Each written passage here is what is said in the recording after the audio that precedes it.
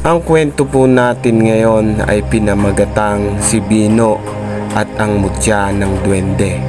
Ito po ay hango sa totoong pangyayari dito sa lugar ng Oriental Mindoro. Sa paniwalang kwento nga po, si Bino sa edad na 12 anyos ay nagpapakahirap na kumayod para sa kanyang pamilya. Kasi nga maaga siyang naulila sa kanyang tatay. Tanging sila na lang magkakapatid at ang kanyang ina ang namumuhay ng payapa sa kabundukan. Ika nga, sila yung pamilya na isang kahig isang tuka. Kaya napipilitan si Bino na mamasukan ng paglilinis ng kaingin sa may kabundukan.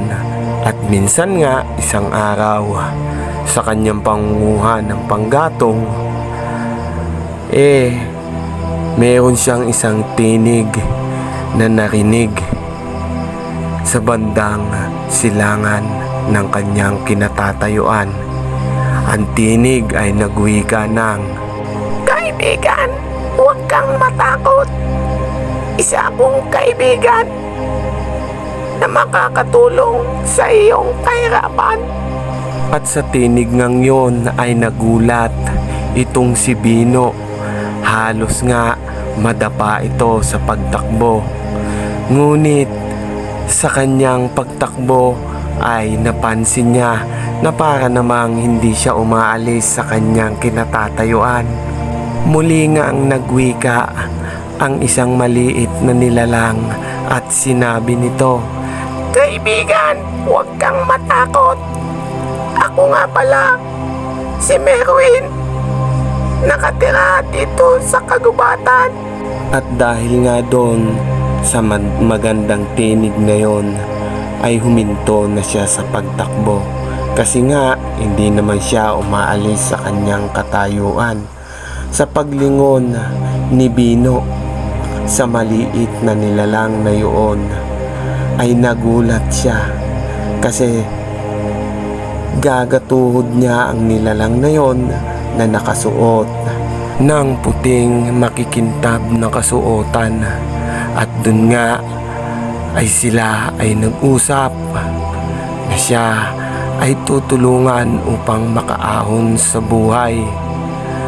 Sa kanilang pag-uusap ay nagwika si Bino ng mga katagang, "Sandali lang, munting nilalang. Paano mo ba o sa anong paraan ba mo ko matutulungan?" Wika ni Bino. At sumagot nga ang munting nilalang at sinabi nito, "Kaibigan, tanggapin mo ang batong ito. Ito ay mutya na galing sa puno ng langka. Makakatulong ito sa iyo para sa pag-angat sa kahirapan." At sinabi din ng duwende kung papaano ito gagamitin ni Bino. Sinabi din ng maliit na nilalang kung bakit niya tinutulungan si Bino. Matagal na kasi niyang minamanmanan si Bino dahil sa isa itong mabait na bata at napakasipag. Sinabi din ng duwende kung papaano magkakabisa ang mutya na kanyang binigay na kung tawagin nga ay mutya ng langka, magagamit mo ito sa negosyo. Ang wika ng duwende, ito ay magagamit din sa mga sugal. Ang kabilin-bilinan lang ng duwende ay huwag kang aasa sa iyong tinatangan na mutya. Kailangan mo ding magsikap para maabot ang iyong mga pinapangarap. At ng mga sumunod nga na mga araw ay nag-umpisa na si Bino na magtinda ng mga gulay na tanim nga ng kanyang nanay. Silang dalawa ay nagtulong at laking gulat nga nila dahil laging nauubos ang kanilang mga paninda.